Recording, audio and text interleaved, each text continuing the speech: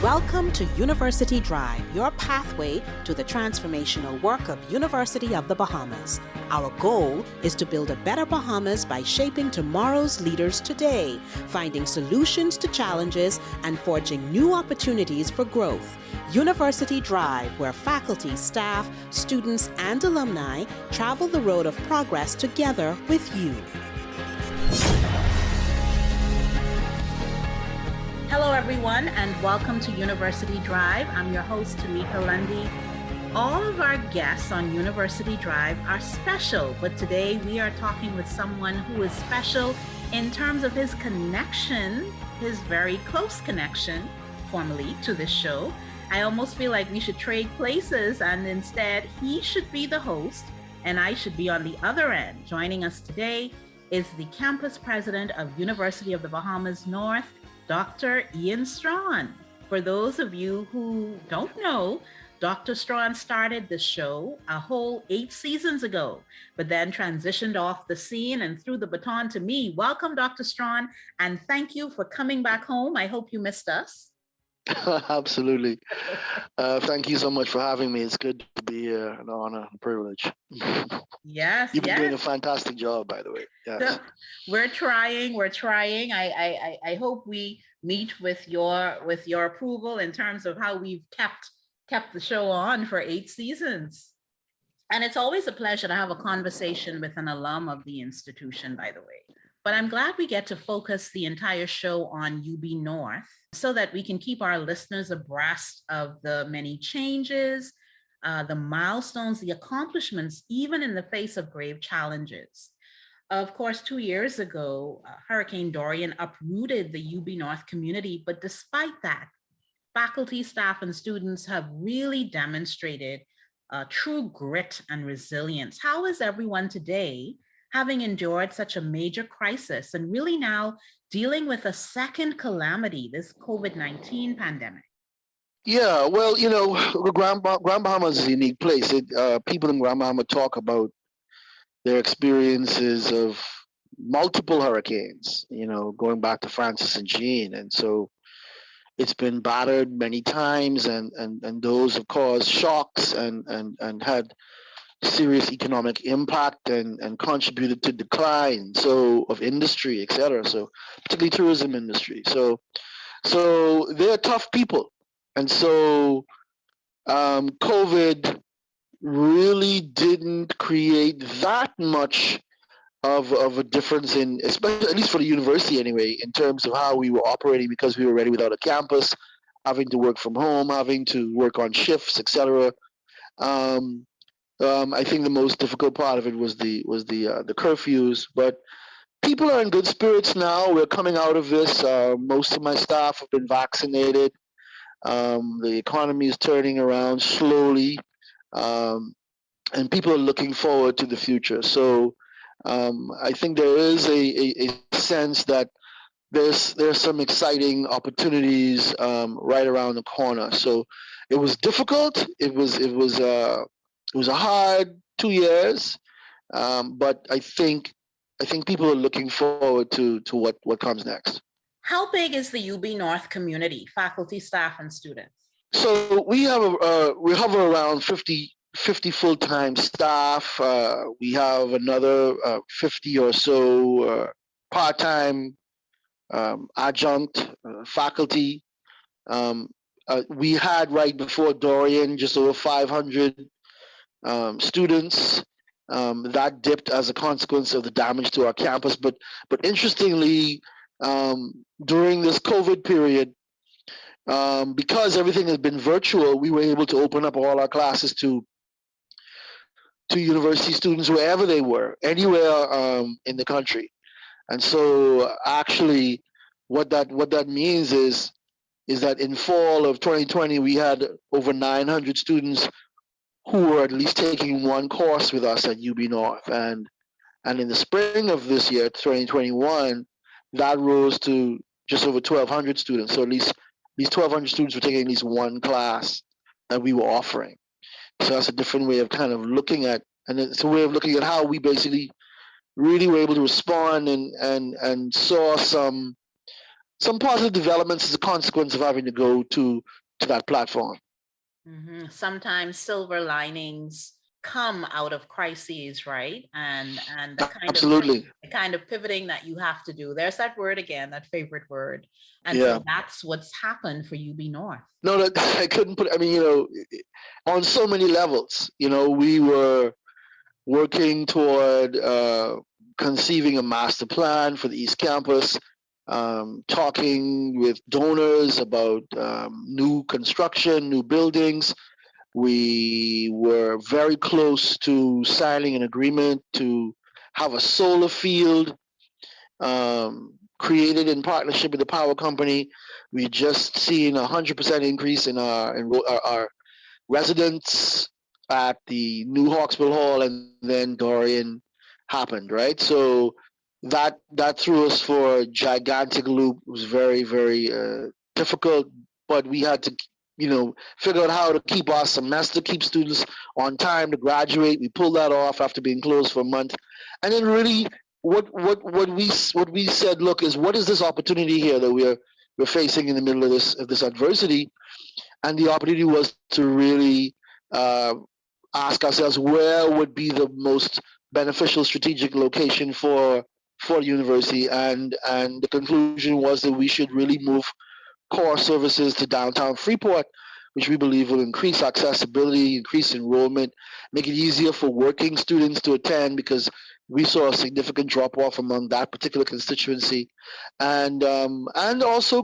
provide an economic boost to businesses in the downtown Freeport area, and just create more energy in the city. And so that has been our emphasis and our thrust. Not to abandon the facility that was damaged. Yes, we did have to demolish the dormitory because it just suffered too much damage. But the main building weathered it fairly well. And we are now proposing that it becomes a marine and environmental science field research station,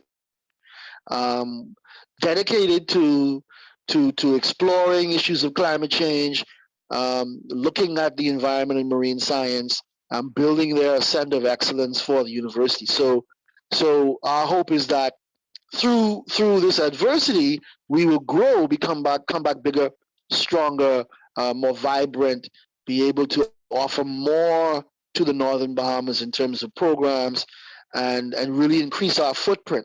One of the things we also did, which was a blessing as a consequence of the storm, was we were able to go into a partnership with the YMCA, which is a nonprofit organization that provides, healthy lifestyle opportunities for the community of Grand Bahama. They have tennis courts, Olympic pool, they have fields, fitness centers, auditorium, gymnasium, and we entered into partnership with them so that we could have access to their athletic facilities. It would have taken us a very, very, very long time to try to create that out on the Eastern Campus. But because we're going to be moving into downtown, we've been able to partner with this NGO to be able to provide those opportunities for our staff and students, and really improve overall, once we get back to face-to-face, the student experience. And so a lot has happened then, brought on by the unexpected, but still on that growth trajectory, still on that road to progress, right? I'm curious, as a campus leader, a campus president, how do you maintain a balance where you keep your eye on the targets, those strategic priorities, while at the same time paying attention to the mental and emotional health of your UB community, your UB North community? Yeah, absolutely. Dorian was extremely difficult. One of the good things is that we are because we were small. There are advantages to being small. Changing direction, responding quickly to things on the ground is easier for a small organization. And also because we were small, we were close knit before it happened. We grew even closer, I think, facing the life-threatening storm. People lost relatives. Some of my team members were in threat of losing their own lives during the storm, and so we took time to bring in psychologists to have time for addressing the traumas that people faced, both for students and for staff. And that's something that we want to see continue, because these things, you don't get over them just because you have one or two or three conversations, you need to continue to monitor people. And so that's been a thrust and a focus for us. And then that moved right into, making sure people understood how serious COVID was, understanding the difference between the myths and the mistruths, and the scientific facts, and promoting vaccination as a way to protect themselves and the people that they love. But definitely as a leader, it was important to care for people and understand that you can't push them too far, too hard. If someone's house has been flooded, and there's seaweed and mud in their living room, you have to be realistic about what you're asking them to do day to day. And so one of the things that we did was we said, look, let's focus on helping each other. And so the maintenance team was made available to anyone who needed to just clear debris out of their home, clean up their space. That was the number one priority. Was, it's not work as usual. It's not a normal business day. We have to take care of each other first. And so understanding how much to ask of people when they have to go on lines to get water. And I don't think Nasuvians understand. There's still not fresh water coming out of some of the taps in Grand Bahama.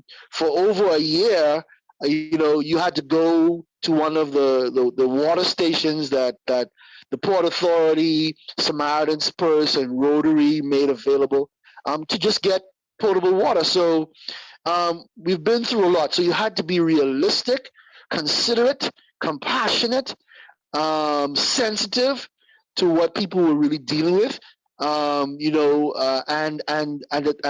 show them that you cared about their real lived experience. And once you took care of all of that, then you could say, look, we've got to keep moving forward. We've got to bring our semester back. We've got to be able to rebuild. And then along came COVID-19, right? Almost out of nowhere. And then what happens? Yes. And what do you do? Yeah, so like I said, we were, unlike NASA, we were already dealing with an abnormal circumstance, right? All we were left with was four or five office spaces. And so shifting to what COVID required wasn't as hard as it might have been for other people when you think about it, right? But nonetheless, we had our incidents of employees getting infected, of close calls, or people being afraid they might have been infected or exposed. But generally speaking, I think we handled it well. People understood that they had to sacrifice and they had to go above and beyond to keep the University of the Bahamas-North viable, because we were facing major shocks, and we wanted to be able to protect people's employment. We also wanted to be able to make sure that people who wanted further education, that opportunity wasn't denied them. And so we operated with a sense of mission to keep our doors open and to be able to be as creative as we could be, so that UB North could continue to exist, because that we didn't take that for granted, given everything that was happening. And so the team is proud. The team is hardworking. The team believes in UB North. We're a family, and we've been pulling it off. Thanks be to God. In a major way, more than pulling it off, in a major way. So at each campus, there's a focus or theme of sorts around which efforts are galvanized. So what is the Center of Excellence focus for UB North? So really, I say this a lot, and people may be tired of hearing me say it, but it's important to drum it, because given the nature of Grand Bahama, it has one of the largest shipping ports in the world, where they repair and so on, cruise ships, etc.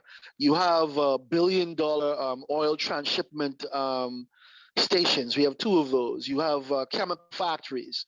You have essentially an industrial island that also has rural communities, fishing communities, also has a mega resort. So it's it's a laboratory for sustainable development.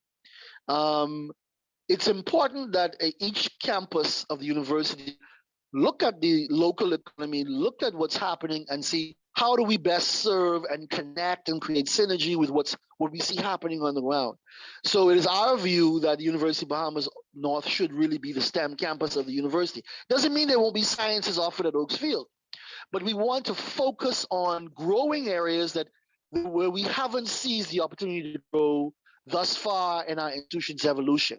And so we want to see a focus and introduce an environmental science degree, offer a marine science at the University of Bahamas North, but also grow full-fledged engineering programs, introduce a computer science degree, look at operations management or logistics, the kinds of degrees that make sense given what's on the ground and the kind of real world experience students can have, but also that we can provide be a pipeline for those industries that are on the ground. We also want to emphasize entrepreneurship. Unemployment has been high, very high in Grand Bahama for over a decade. And so the emphasis on entrepreneurship is also a very, very important one. With that in mind, we're really involved in a number of initiatives. Right now, we're working on an IDB grant for $500,000. It's looking good to be able to train in entrepreneurship and innovation. And our goal is to open in September a Center for Entrepreneurship and Innovation, headed by an executive director, so we can really be more intentional about creating an ecosystem that supports those who want to go into business, providing them with the resources and advice they need. We're also going to open, we're hopeful, a business incubator. Once we have our downtown campus, spaces will be devoted to fledgling businesses, giving them an opportunity to grow where they don't have to take on all the pressures of the marketplace, giving them the type of advice and opportunities and access to funding. We're partnering with the Small Business Development Center, who will be a part of helping us roll out that incubator. And will also be a part of being a facilitator in our Center for Entrepreneurship and Innovation. So we're excited about these twin emphases. So there's the Environmental and Marine Science Field Research Station, which we see as a center of excellence. We also want a center of excellence in entrepreneurship and innovation. In fact, I'd like to see a degree created, a sustainable innovation degree, which would marry science, engineering, along with entrepreneurship. So we have students who can look at development problems, come up with sustainable innovations, commercialize those innovations, and start businesses. So that's our goal. And so we're working on these twin paths, and we've had some success already. We've secured a $100,000 grant to introduce solar power to the field station. We've also along with the SIS in New Providence, thanks to the leadership of Dr. Carlton Watson, we're in partnership to create a seedling nursery. So our goal is to try to regrow the forests that have been devastated by saltwater incursion as a consequence of Dorian. So I am really excited about this one, because this is where I think the future of the university as a whole is, and the uncharted territory is the university coming alongside government and trying to solve real-time problems and challenges that we face. And so this seedling nursery is a perfect example of that. We got a $100,000 grant from the Bahamas Protected Areas Fund. We're setting up that seedling nursery right now to restore mangroves, restore pine forest in Grand Bahama, and this will be going on for years to come. We're very, very excited about it, because here's a tangible way that the university, with its talent, its expertise, its students, its faculty, can partner with the public sector, with NGOs, and essentially rebuild, bring back, restore, and return Grand Bahama to some semblance of what it had before. So we're excited about those various opportunities. Wow, you said a lot, and I have so many questions. You said so much. I have so much to ask. So what you're talking about when you're talking about the focus on entrepreneurship and innovation, the business incubator, the solar power field station, the seedling nursery, all of that really relates directly to how the university is fulfilling its mission through the UB North campus. You're talking about supporting Exactly. and driving national development, and Exactly. that's happening in tangible ways. And so, Exactly. Exactly. yeah, it's happening in tangible ways. And so, in as much as Hurricane Dorian and the COVID-19 pandemic have really been adversities that you have to overcome and endure and move beyond, it really kind of almost forces you to look at the potential as a blank slate, things that are Yes. untapped that you hadn't considered before these things happened, right? Yeah. The thing is, the university has done an excellent job in training and giving access to opportunity for, and it's really helped build the Bahamian middle class. There's no doubt about it. You and I are both alumni of this institution, and it's trained accountants, people, nurses, teachers, people who've gone on to become physicians, engineers over the course of the last 20, 30 years, where there is, in my view, space and potential for us to further fulfill our mission is in service and is in supporting and driving national development. And I think that is about the practical things that we can do, that is about the research we can do, that is about the advice we can give, and that is about the application of our knowledge to national problems. And this is what UB North is doing. This is what the university as a whole really ought to do. So, as I said, in Grand Bahama, you, you we need to, people need to be put to work. The biggest challenge in Grand Bahama is people need work.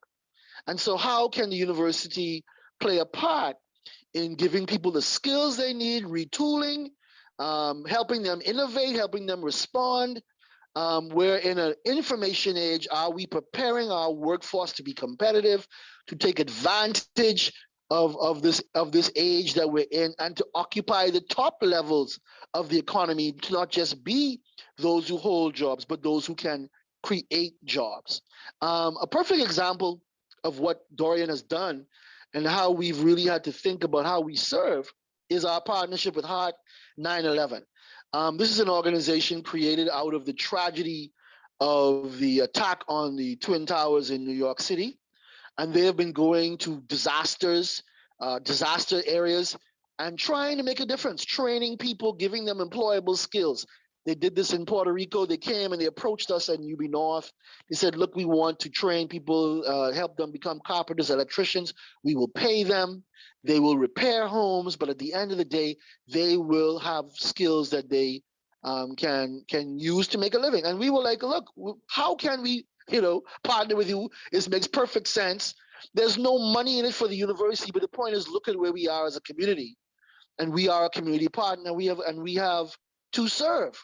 We're also going to be partnering now the same in terms of farming in Grand Bahama, and so these are opportunities. How can we make a difference, a real difference, a felt difference in our country, and be relevant to the challenges that we face?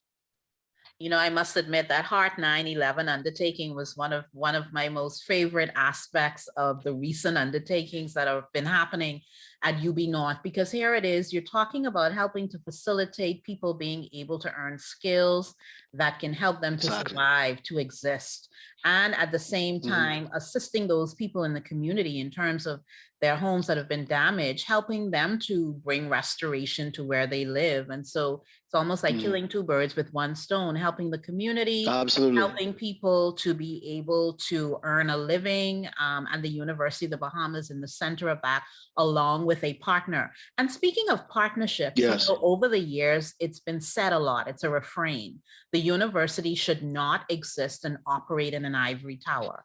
So what that says to me is that it needs partnerships, it needs stakeholders, it needs to work and forge alliances that can help it to meet its mission.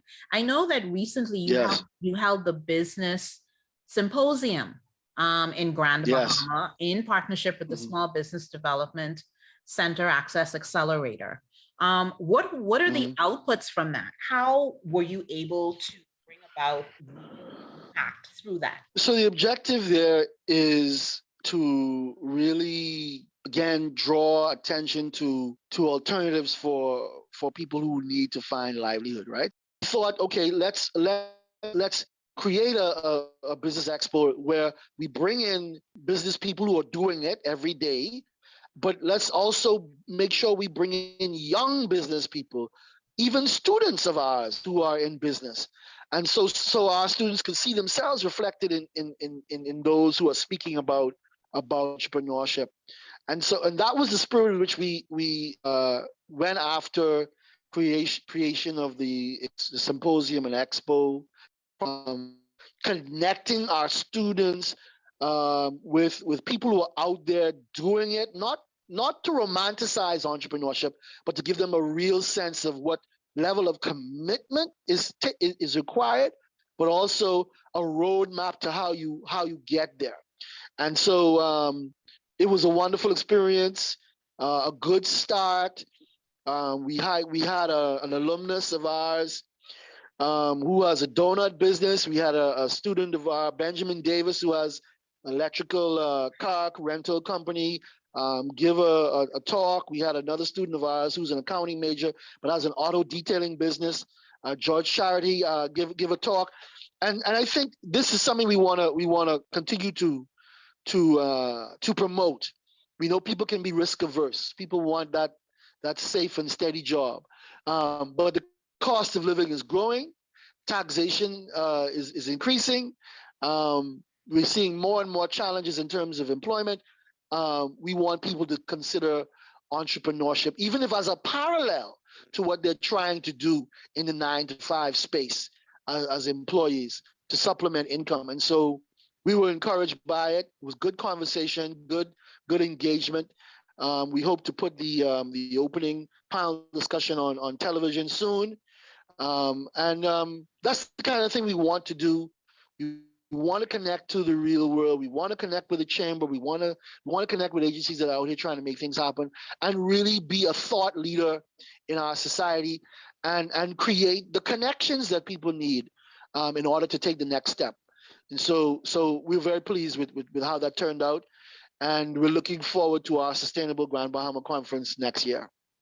Yes, and there's also a nexus here for your continuing education division to be inserted, right?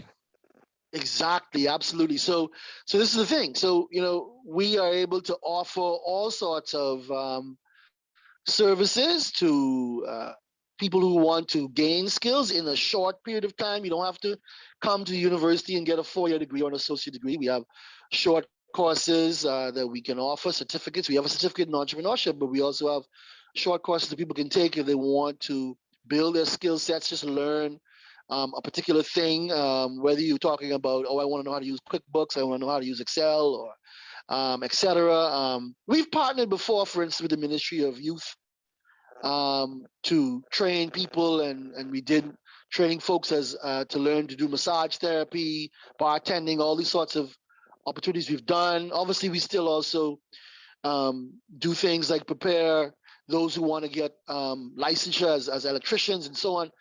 So the continuing education field is one that I really think we need to expand and grow on, the non-traditional learner. And I think being downtown is going to make that easier for us as well. A lot of people were daunted by the journey to go out to the East Highway. And so we want to grow our continuing education division. We definitely see the Center for Entrepreneurship and Innovation as having a strong link with continuing education, so that we can support individuals where they are, because not everybody needs to get a full degree, and the university needs to cater to its multiple stakeholders, those who just want a 6-week experience, so that they can have a sort of top up on some skills and be able to get employment. Those are also our students and people we need to focus on. This is a good place for us to take our first break. You're listening to University Drive. We're talking with campus president at University of the Bahamas-North, Dr. Ian Strachan. We'll be back after this.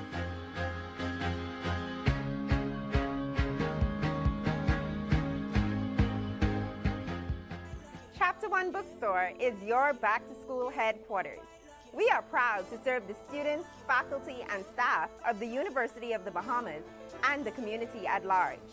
We are the premier choice for the purchase of university textbooks and supplies, and UB logo apparel, paraphernalia, and gifts. We also carry a wide variety of school supplies, learning aids, and leisure books. Visit our copy center throughout the semester for all of your printing, copying, and binding needs. Chapter 1 Bookstore is located on the ground floor of the Michael Eldon Complex. Shop with us on Monday through Friday between the hours of 8:30 a.m. and 1 p.m. Call us at 397-2650 or email us at chapter1@ub.edu.bs. Follow us on Facebook and Instagram at Chapter 1 Bookstore. See you soon!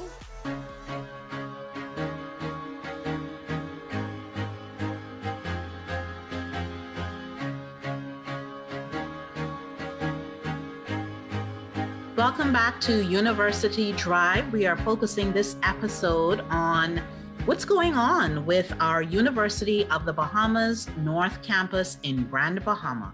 We have as our guest campus president, Dr. Ian Strachan. Dr. Strachan, so remind me, what are the full-fledged academic programs that one can get through UB North? Currently, we have graduated students with a bachelor's in chemistry with biology. It might actually be called biology with chemistry. I'm sorry. Accounting, management, human resources, primary education, social work. We just recently introduced a bachelor's in liberal studies. We offer the associate degree in computer information systems. We are working, and students, of course, can start any program that they wish.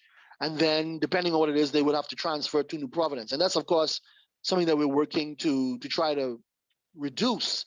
And so we want to see, in short order, the addition of nursing. We want to see, as I mentioned, marine science. We want to see the creation of computer science and environmental science. We have to do some aggressive hiring of new faculty to make that happen. But we also don't want to, when we go back to quote unquote normal, we don't want to see the baby thrown out with the bathwater. We've learned some important lessons. The university has had to, everyone has had to become more savvy with technology. We've been able to migrate most of our classes into the online space. We don't want to see that go away. So we want to continue to have that element available to students so that they don't have to necessarily pick up and move and change islands in order to be able to study in certain degrees. This is why we created the Bachelor's in Liberal Studies. That is actually an interdisciplinary degree. So if you're a Grand Bahamian student, what would usually happen if you wanted to do a history or English or psychology or marketing, any of those degrees that we don't offer, is after about your second year, you'd have to move to New Providence. One of the things that the BA in Liberal Studies allows, because it combines 6 different degrees, you're going to become, you're going to be skilled in critical thinking. You're going to learn a lot. You're going to be able to be a good manager because this degree combines English, history, public administration, some psychology, management, and some social work. So it is a multidisciplinary degree focused on helping you understand the Bahamian context, be a critical thinker, be analytical, be able to communicate in writing and in speech at a high level. And so we think that as an alternative for our students, this would make them extremely marketable, both in the public and the private sector. So as we try to think about what we offer, we want to say, what are the spaces that we can occupy that would give our students an advantage? Yeah. Do you think that the profile of the average UB North student is going to change over time? Because I remember when the campus was officially open, I know that the focus was on really targeting students who are residents of the Northern Bahamas. But with the impact of Hurricane Dorian and now the pandemic, and then reaching out to those potential students in an online space, I'm wondering if the profile of the average student is going to change for the campus. And that's exactly our intent. That is our strategic goal. One, we certainly want to ensure that the people of Bimini, Berry Islands, Abaco, and Grand Bahama have easy access to higher education, and that's the purpose of UB North. That's our first priority. But we have to understand that as we have developed unevenly as a country over our history, there's also been uneven access to opportunity, right? So in some ways, the student from Grand Bahama who pays the same tuition, or the student from Abaco who comes to Grand Bahama, pays the same tuition as a student in New Providence, but has not enjoyed the same access to degree options, the same access to facilities. So we need equity. The beauty about that equity is that it actually will also help the development of our country. As UB North grows, and so will Freeport grow, so will Grand Bahama grow. And so we then move people out of the center and we start to populate properly our other islands, because of course, New Providence is under a lot of pressure because of density. So the answer to the question is certainly what I see as the ideal in the university system is this: wherever you are as a Bahamian, you choose your campus based on what it is you want to study. There will be some commonalities. So for instance, sure, you can get an accounting degree, whether you are in Nassau or whether you're in Grand Bahama, you could get a primary ed degree on either campus. But there should be specialization. So there should be a limit to how much duplication there is, because we don't want to duplicate Oaksfield. We don't want to recreate Oaksfield. We want a distinct campus, and so students choose. And so what I see happening is, just as Grand Bahamians have had to go to New Providence to study certain things, it is quite fair and reasonable and a good thing for students of New Providence to have to come to Grand Bahama to study depending on the discipline. So if we have a focus on engineering and computer science and marine environmental science, wherever you are in the Bahamas, if you want to get that degree, you can come to Grand Bahama and get that degree. There'll be other emphases in New Providence. And so now our people are crisscrossing the country. There's greater economic activity. You have people provide an alternative to the Nassau lifestyle. Students can be, we never want to have 4,000 or 5,000 students. We don't need to. If we land around 1,000, that's good. So people can have smaller classes, they can have a more intimate setting. So now you create options for the student. A student might say, you know what, I want to spend a year in Grand Bahama, even though I'm going to do most of my time in New Providence. So now you get to see and know your country more widely than to just be Nassau-centric. I see nothing but benefit to it. But yes, you're right. The profile of the student will change.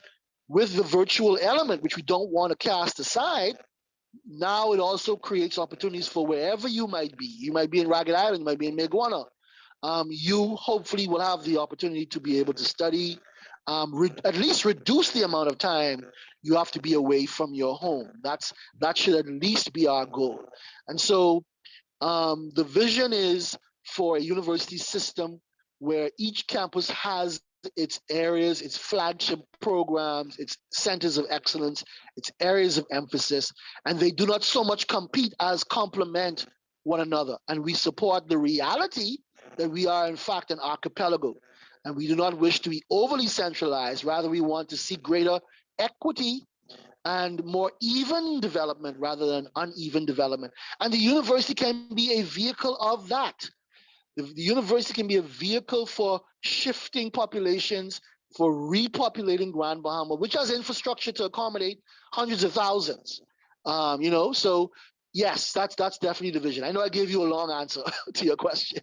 Tell us more about the Student Support Award. Right. So again, this was us responding to the reality that we ought not to take it for granted that UB North would continue to exist just because it has in the past.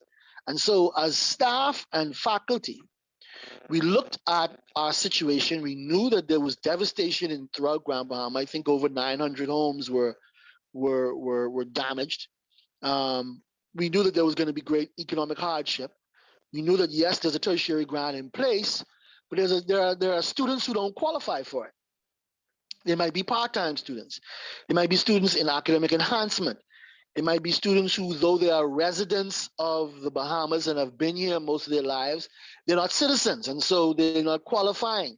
And so we didn't want to lose a single student if we could help it. And so we said there must be a way for us to help support these students who are just as valuable to us as those who qualify for the tertiary grant. And so I challenge my staff and faculty, let's see what we can do, dip into our own pockets, show how serious we are about this, and see if we can help some of these kids stay in school. And so we created the UB North Student Support Award, did our own drive. We got 70% of staff and faculty to donate. And so far, we've been able to support 20 students through grants support, basically largely on donations of faculty and staff. And so that's really been one of the things I have to say I'm most proud of is that we were prepared to, whether it was $10 or $20, whatever it was, dip into our own pockets to help our students. And of course, in helping our students, we're also helping ourselves, because we don't have a job if we don't have students coming through the door. And so it was important to address that particular blind spot and show that we cared about everybody, and we wanted everyone who wanted an opportunity to study to be able to study. Tell us also about the Fulbright Fellowship. So essentially, the U.S. Embassy approached us wanting to know if we would be interested in hosting a Fulbright scholar. And so we thought about it. We needed to come up with an area of focus that would be the engine for this opportunity to have an expert come into the island to work alongside our faculty, our students. And we looking again at the impact of both Dorian and COVID. The suggestion came, let's focus on the impact that these particular traumatic experiences have had on student success, students' ability to perform, academically. Let's look at what this storm has done. Let's take stock, and then let's also try to give counselors, teachers, school leaders a toolkit with which they could help their students navigate, build their resilience, their ability to adapt to everything that's happening. Because let's face it, this has been an extraordinary once in a century moment to have the worst storm in 100 years and the first global pandemic in 100 years, all within a 24-month period. And so this is what the Fulbright is going to be about. We are going to be bringing in a specialist who focuses on disaster related trauma, who will come into UB North next year, work with our university faculty, both in Nassau and Grand Bahama, go into our schools. We're going to try to get our arms around the magnitude of the problem in Grand Bahama in terms of students coping or not coping with everything that's been going on, and then come up with a toolkit, a methodology that would allow us to help come alongside these kids, provide them with support, help them to build their inner resilience, their inner tools to deal with change, with uncertainty, with anxiety, with loss, etc. So really excited about this. Again, this is an example of what I mean, of us in practical ways applying our knowledge to national problems. You've heard the Minister of Education speak very, very powerfully about the level and the magnitude of dislocation caused by COVID. Well, in our case, it's Dorian and COVID. And so how do we address this? How do we address the inner child, right? How do we address the psychological and social pressures and dynamics that are affecting this kid's ability to sit there and focus in class and do homework and take exams, etc. And so we're excited about this. We're excited about this opportunity to build capacity, to train folks in the school system, to create new knowledge, to study this problem, and to then write about it and create greater insight about this experience. And we're very, very happy that the U.S. Embassy is in support of our plan. And right now, what we're doing is evaluating which scholar we will bring in to work alongside our team. So this is another example, yes, of how the University of Bahamas-North is trying to live out its mission in full. So when is this fellowship coming to pass? So we're looking at next, probably starting in the summer and going into the fall. All right. So the program is called Fostering Resilience in the Face of Dorian and COVID: Impacts and Intervention. And we are right now just trying to finalize, as I said, which scholar will come, and we have a number to choose from.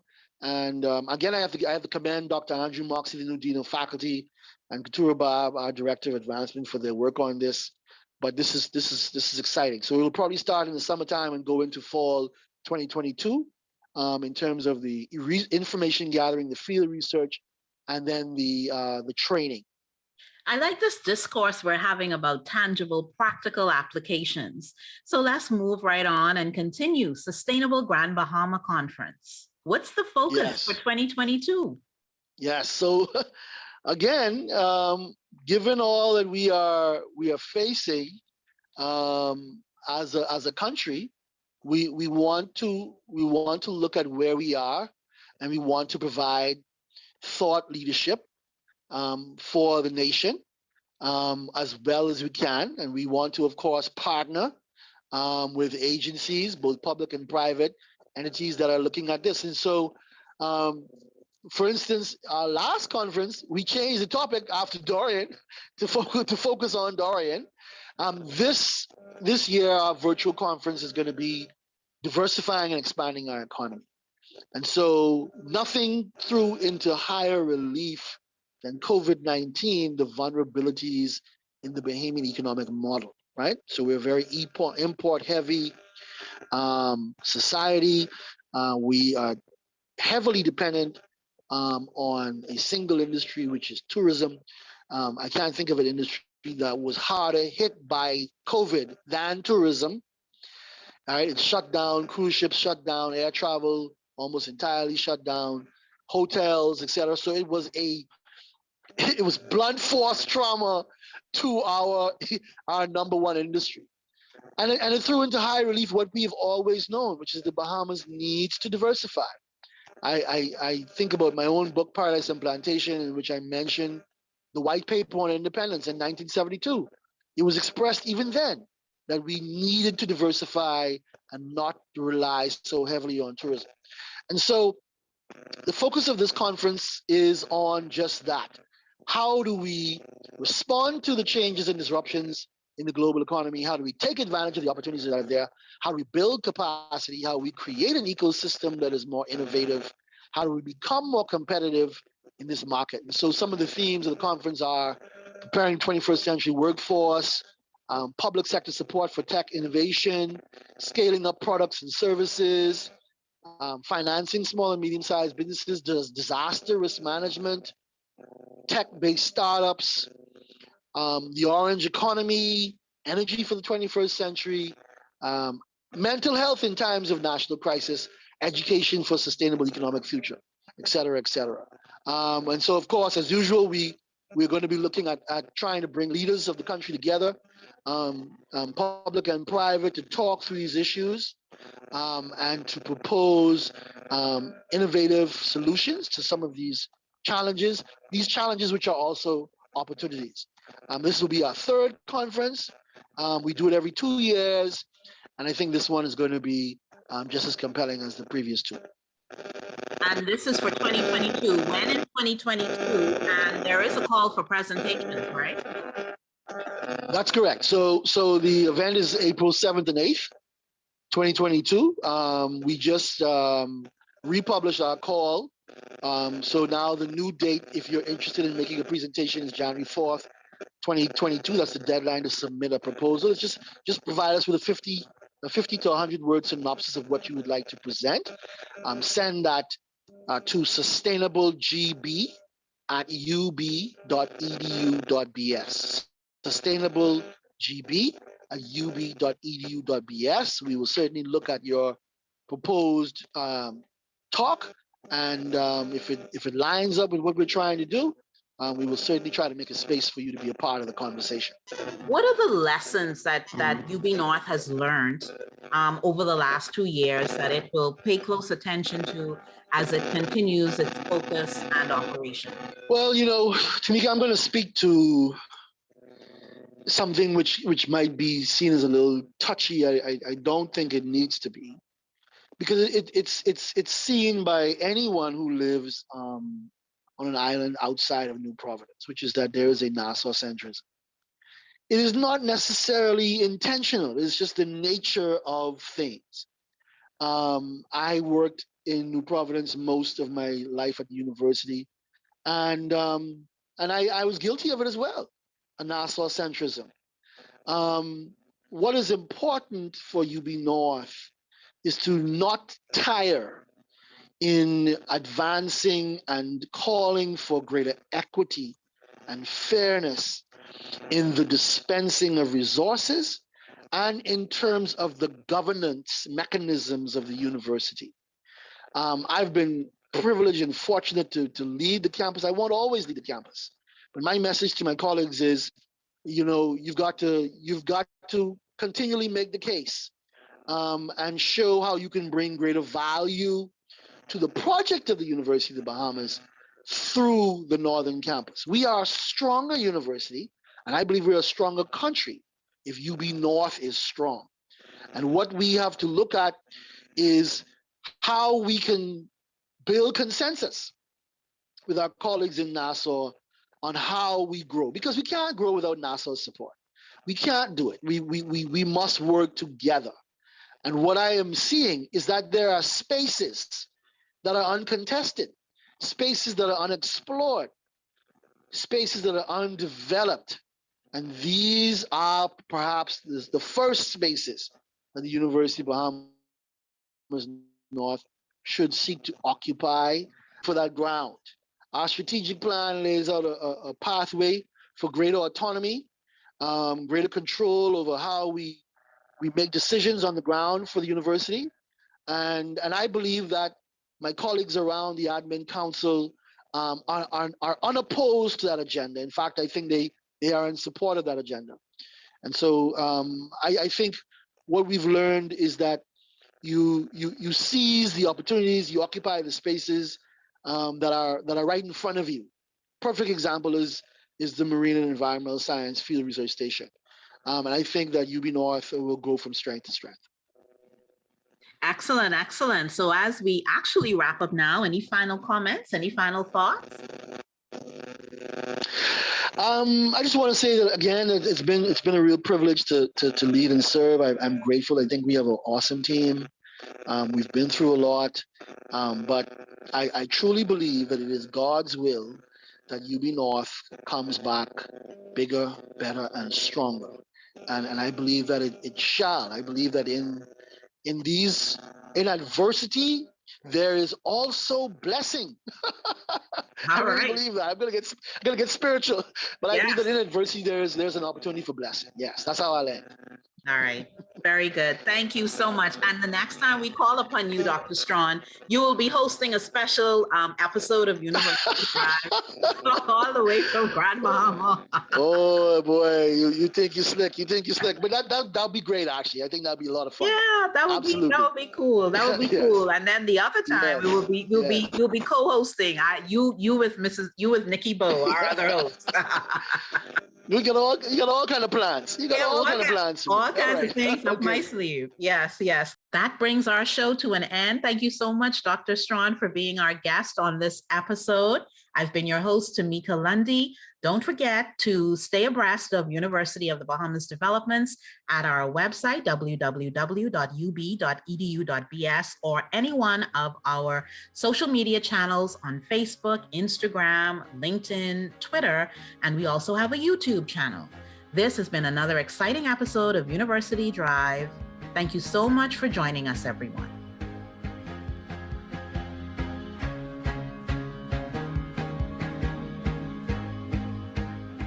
University Drive is a production of the Office of University Relations and the Communications and Creative Arts Academic Unit at University of the Bahamas. All rights reserved.